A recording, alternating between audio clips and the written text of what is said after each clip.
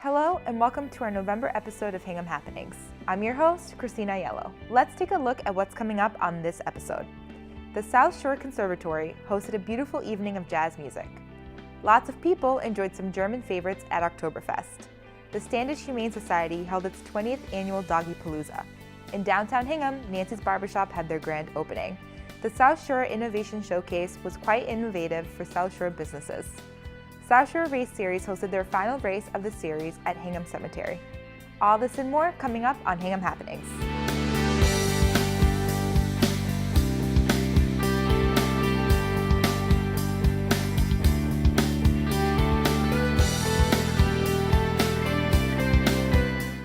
The South Shore Conservatory held the Jazz Festival at the Jane Carr Amphitheater.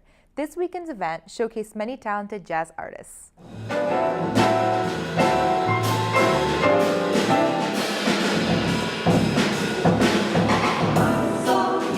We are here for the Hingham Jazz Festival, which is a beautiful evening of fantastic music. It's a two-day event. Our headliner is the Williams Jazz Band, which will be playing tonight at 8 to 10.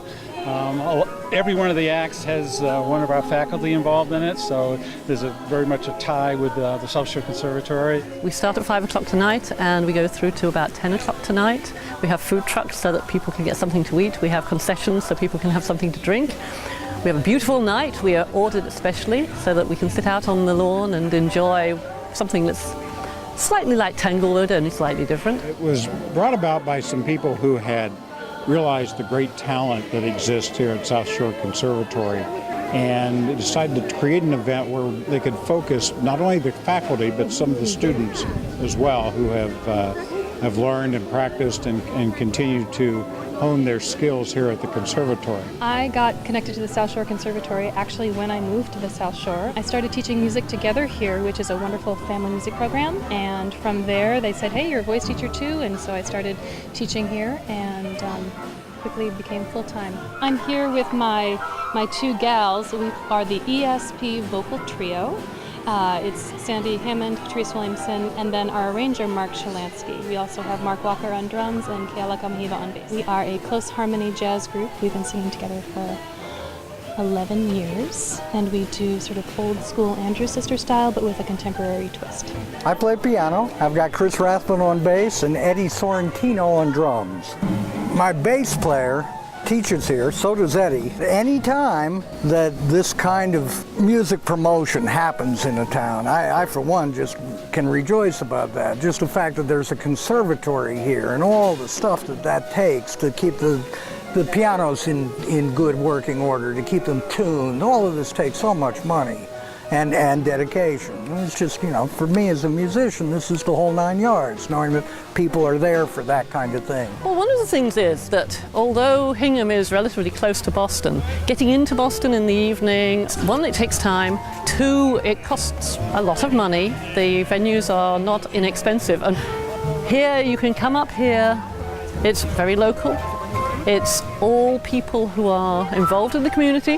The venue is beautiful and tickets are reasonably priced, and the level of professionalism and musical talent is incredible. The Jazz Festival really brings the community together. It provides children and grown-ups just culture that we wouldn't normally get, and it really just brings people together. South Shore Conservatory is an incredible cultural resource. We have preschool and all the way through pre-K, and I see the young kids come and they get turned on to the arts right away, and the arts are so important for our overall general learning. And then we have all the kids and adults who come to study music and to dance and to take our drama classes. And what they're doing is they're learning how to learn, and they're learning how to express themselves, and they're doing so with other like-minded people in a really special community. Our mission is to further music education and appreciation for music and music arts in the community. So it is a community-based effort. So things like this get people to find out where we are, who we are, and also just bring arts to the community. An awful lot of people think they see the word South Shore Conservatory and immediately assume very clever children who play instruments beautifully. And it isn't like that. Yes, there are lots of those, but there's also people, there's a pre-K, there's a kindergarten here, there are adult students like myself. There's one lady who I know is well into her 90s. It's a community and we just enjoy ourselves. It's fun. If it wasn't, I wouldn't be here. And we'd love for you guys to come and join us.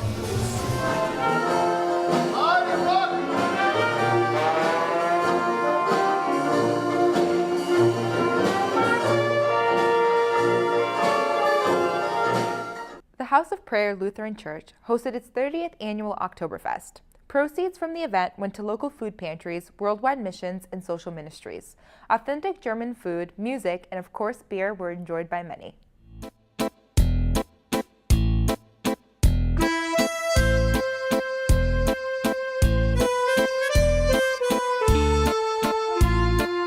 Every year, the last weekend of September is Oktoberfest on Saturday and Sunday.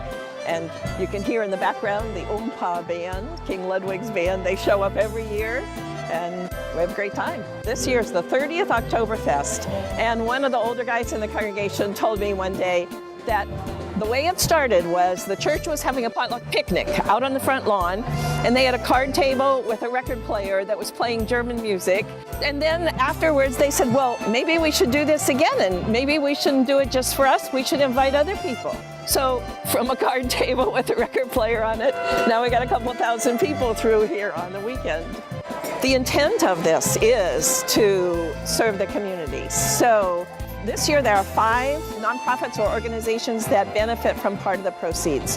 So Wellspring Multi-Service Center in Hull benefits from this, Habitat for Humanity, Ascendria, which used to be Lutheran Social Services, the Hingham Interfaith Food Pantry, and the Diane DeVana Center. So each of those are places that we have connections with in addition to Oktoberfest. So like we'll do a diaper drive for the DeVana Center. We collect food every week for Wellspring and the Hingham Food Pantry. We do days when we do the Habitat build. We've kind of grown, not just in terms of sharing the proceeds, but in better connections with these different groups and organizations. And it's what we're called to do. Jesus says, love God and love people. So it's how we're loving people. It's a way to build community and to share outreach programs and to raise money for a lot of local charities and larger events. What I hope for in this event is that people will connect to one another and have some real conversations and just realize that there's more that unites them than separates them. It's primarily an outreach event, so we like to invite the community to come enjoy a fun day, listening to some great music, eating some awesome food. There's local crafters that have handmade crafts that they're selling. There's a children's area where the children can do crafts and get their face painted. And it's just a really great family event, and we hope people come and enjoy some just quality time together, and at the same time their money is going back out into the community to help social service agencies serve the various folks that they're serving. We were having a council meeting, which is basically the church government, our local church government, and we were talking about a way to celebrate with the community. So being of a German heritage, we decided that we would put an Oktoberfest together. The first year there was no beer. We did have wurst and all that stuff, but everything else was handmade by people in the church. The Lutheran church is started in Germany, so we said let's do the Oktoberfest, which is kind of like Thanksgiving in Germany, except there's more alcohol, less turkey. I hope the community likes it. I mean, the best part about it, it's free. In theory, it's free. We actually asked for donations for the food pantry, so right away you're giving back to the community. And then as you come here and you eat and you drink, that money eventually gets back into the community to help out other people. I would love to see thousands of people here on this Saturday and Sunday. We have a great time. It's a child-friendly event, and there's something for everybody. Or if you just want to come and listen to the band, same thing. It's just a lot of fun. This is my 37th year doing this, and it was pure accident how we got started. We ran into Hugo Helmer. He's from Fusen, Germany, and he found out we were mostly, all of us are music teachers. And he said, well, get your instruments, we'll do some playing. Then we started doing gigs, and it's been crazy. We start the end of July, we go every weekend till the 1st of November. You know, it's the people who make the place. It's really the people. Without nice people, you cannot have a nice place. Praise the Lord.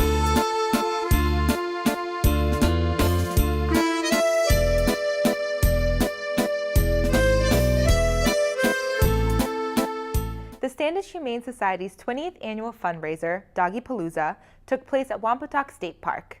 This animal lovers event is really about dogs helping cats. Curious about what that means? Let's take a look.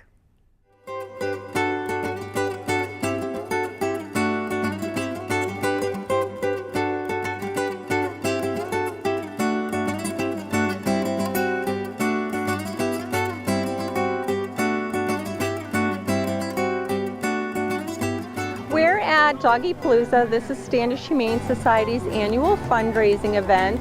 We have agility training, music, great food, dog-related vendors have all come out today, and we have a lot of rescue groups on hand as well. There's a lot of fun tents here today with all sorts of pet products, and there's photo booths and face painting. And we even have the Animal Rescue League that brought their spay wagon here so people can see what a spay wagon looks like inside and a little bit about what they do. There's just so much. It's just such a fun event, and we do it every year around this time. It's really turned into a fantastic culmination of so many different pet companies and coalitions, and we have rescue groups here, and it's a real feel-good experience. A lot of pet parents come here with their fuzzy children, and it's a day to celebrate our spirit and what it means to take care of our animals here in this region and everywhere in the world. It's a great event to have anywhere, but certainly it draws the community together and gives them information on how important rescue organizations are and the support that I think animal lovers have in general for rescue organizations. I think it's great that it really is the dogs that are supporting the cats here. And hopefully this will be a very educational day for dog activities, dog safety, and good pet care for everyone in the community.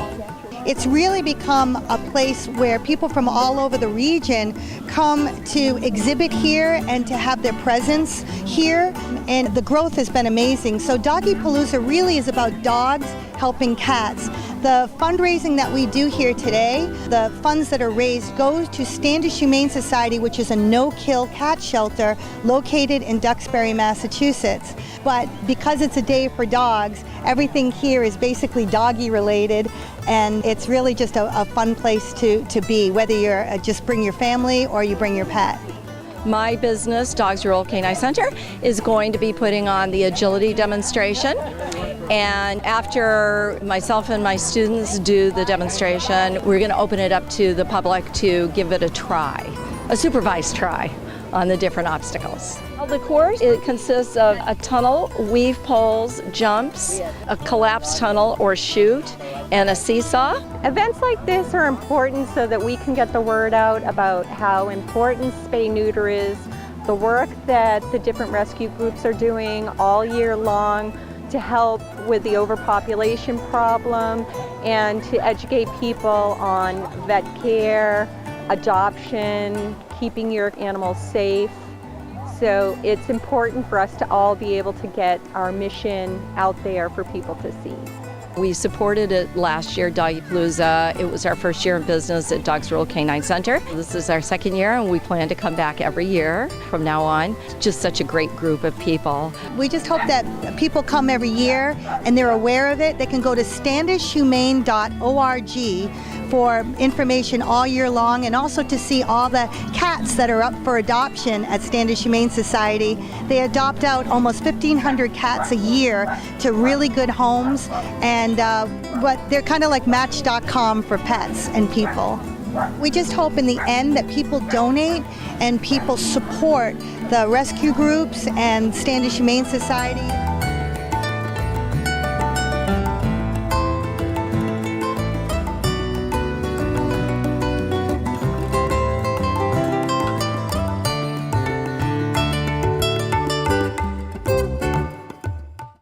Nancy's Barbershop had their grand opening located in downtown Hingham.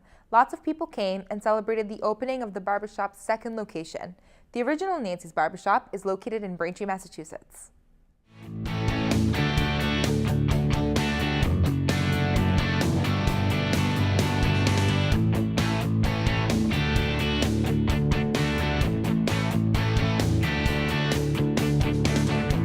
Today is our grand opening of our Hingham location at 61 Water Street. This is our second location. We have one in Braintree, and we're really excited about Hingham. We have some wonderful people here that are supporting us, and we're very excited about today. That's what's made us so successful, is the people that I have. It's an awesome group. We laugh, we can yell at each other. It's just fantastic. So customers actually like to sit and listen, because we have Lenny and Janice, and they'll just go at it in a funny way. And I have customers that say, do you mind if I just sit and watch it? And they keep saying, you need to have a reality show, because they're hysterical. And they do, they actually sit and listen. So it's really funny. And it's because we've been together for so long, we've been through a lot together, the growth of the shops, and they're so supportive, and it's wonderful. Yeah, I'm just so blessed that what I have. We always love coming down to Hingham. We're always going to the restaurants, and always deep in my mind, because I've had my Braintree shop for 22 years, and just in the back of my mind, I always thought maybe someday I'll open up another shop. And I had a friend that said, oh, there's a spot going up for lease, and it just kind of, I believe it's karma, it just happened to just fall on my lap. And I said, you know what, I'm going to take it. And again, my supportive family said, go ahead and do it, because we're all risk takers in our family anyways. We're all entrepreneurs and artists, and so it's really great. So I did. We've had a ton of kids coming in, which is wonderful. And it's word of mouth. People are coming in saying, oh, I heard so much about it. And they'll come in and say, there's a famous lollipop tree everyone's talking about. You know, it's great to hear that. So, I mean, we do, obviously, men's haircuts. We do hot lather, steam towel shaves with oils that is really coming back. It stopped for like 15 years. Nobody was getting shaves. Now it's the younger kids. It's 25 to 50 is that age group. And we do little boys, we do little ladies, we do updos. It's great, yeah. Braiding and beads and sparkles and all that, yeah. And then we have a toy chest that they can grab. And of course, the famous lollipop tree. It's in the process right now of being made. It's Nancy's Barbershop South.com. It should be ready November of 2015. I think the atmosphere and the whole package is something that Hingham needs. It's my daughter's barbershop, and I'm very proud of her today. So I'm so excited that when she first talked about this, it was like a year ago, we kept looking down here, and then when she found this and I saw it, I didn't think it was this big until she renovated it. It just, I'm in awe of it. It's so beautiful. So she's done a beautiful job. She's a good decorator. She has a lot of imagination. I actually like this one a little better. I mean, her Braintree is wonderful. It's got that old kind of feel to it, but I like this. I like the cement floor and the style. I think because of a lot of the children in Hingham, I think they're going to flock to this kind of an environment, especially with this lollipop tree behind me here. And a lot of families that are going to take advantage of that, and just a fun environment that Nancy provides. Well, first of all, Nancy is an amazing sister and barber. So her whole, the way she is worth the trip.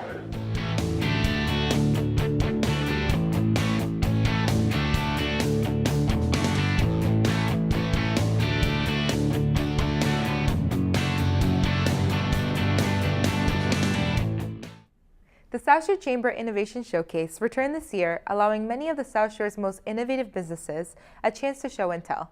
HCAM TV was proud to be there not only to cover the event, but also to show off the opportunities available for individuals to innovate within their communities.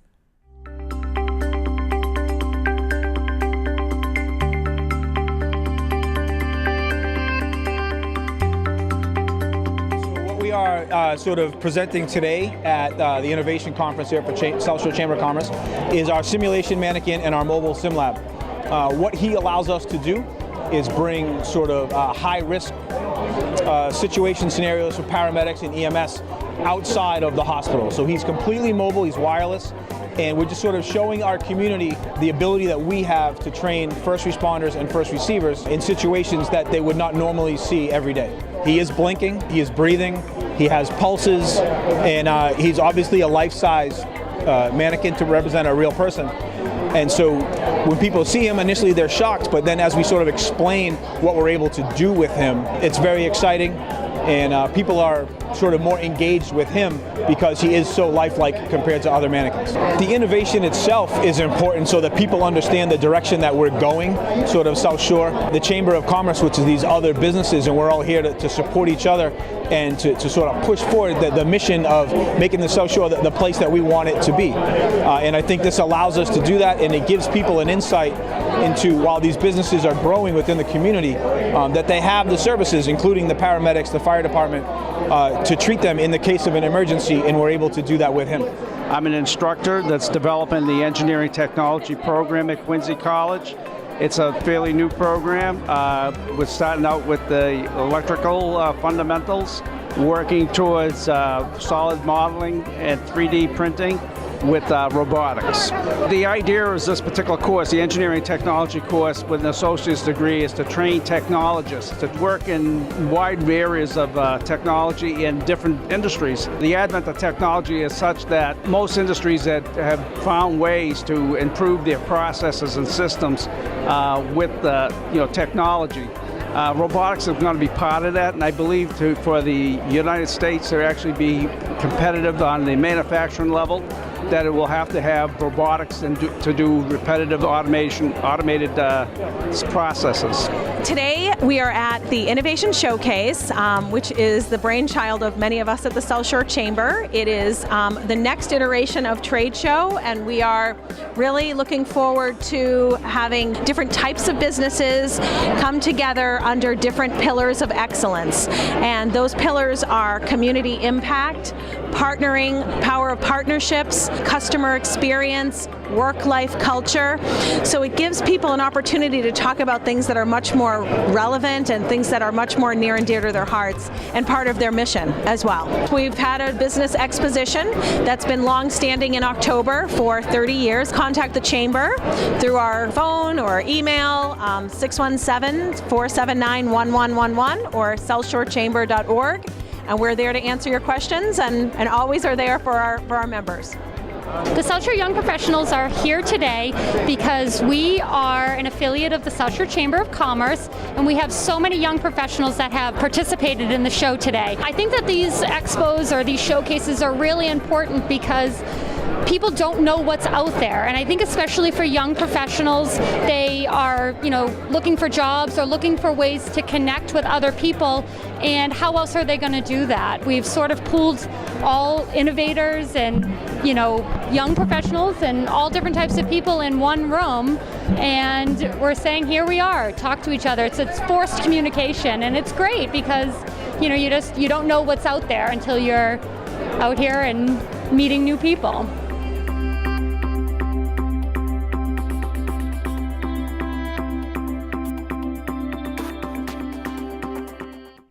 This 2.5-mile run is the last of the South Shore Race Series this season and is the most unique race on the South Shore in 2015. Located in the Hingham Cemetery, it's the only garden cemetery in the area and is special for that reason, but its true value is in its 400-year history.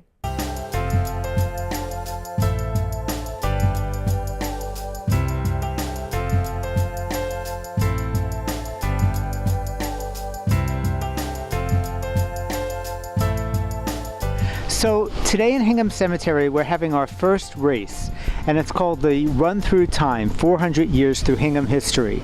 And we're really excited to have the race here because people think of cemeteries as places for the dead. And this is a sacred place, and people bury loved ones here, and they come to visit them and to mourn them and to miss them. But this is also a park. It's 13 acres hard by Hingham Square. We have the only arboretum on Boston's South Shore. We have beautiful sculptures and statuary that are significant pieces of art, and it's just a lovely place to come and contemplate. Well, it's the culmination of a series of races that were designed to get people into some of the special places here in Hingham that they may not have thought of going to, especially not to run in. There are only probably 3 or 4 races that exist in cemeteries in the U.S., so this is a very unusual event. It's the only one of its kind in New England.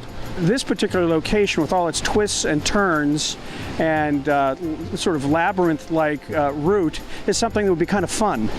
And so we thought when John Childs of South Shore Racing Series approached us with the idea that it would be just a really fun, different kind of race. We're expecting about 70 runners to come. The race starts inside the cemetery and it does a 1-mile loop near the Water Street entrance. It exits the cemetery at the South Street entrance, kind of behind the snug. It takes a left there, goes out down to the corner of Main Street and takes a left, goes all the way down to the corner of Water Street, takes another left. At the end of Water Street, you go back into the main gate of the cemetery and do the same cemetery loop again and finish right in front of the newly restored Ames Chapel. So we're thrilled to have the race here to bring attention to the cemetery and to show people, hey, lots of things can happen here other than funerals. You can have a good time, you can burn some calories. We've had Tai Chi classes up here, all kinds of events, and this is a new one for us, and we're really thrilled to host it. Well, I came out to this race because I was so excited that it's in the cemetery and it seems so unique. And I walk my dogs here every day. And when I read about it in the paper, I thought, oh, this is just such an interesting race. I've got to check it out. The cemetery is such a great place to come, so much because it's just so beautiful. You know, people, of course, they know about Hingham Square. They know about all the stores and all the bustle that goes on there. What they may not be aware of is right next to Hingham Square is a place where you can come and just get away from it all, have a peaceful walk, just have a moment to yourself. It's very important for people to know that they have a park-like setting right in downtown Hingham. One of the most famous things in this cemetery is the Grieving Angel. It's a white Italian marble statue that's beautiful and it's very well known in the community. There are also 2 Massachusetts governors buried here and the Secretary of the Navy, many sea captains, war heroes, some of Abraham Lincoln's relatives. The statuary and the trees are just amazing, especially in the fall when the foliage is in full bloom. I just like the fact that it's a totally different type of run. So I'm not going to try to kill it or win or anything. I really want to take in the tombstones and everything else that comes along with the cemetery. It's just very interesting to me. Even before we moved here, when we first saw Hingham, I realized, oh my God, this town is a postcard. And it doesn't just look like a postcard, it kind of acts like one. People are friendly to each other. Really, nowhere else that I go, and I've been all over the world, do people say hi to each other on the street, even if they don't know each other? It is really small town America at its best, at what people think small town America is supposed to be, and we have that here.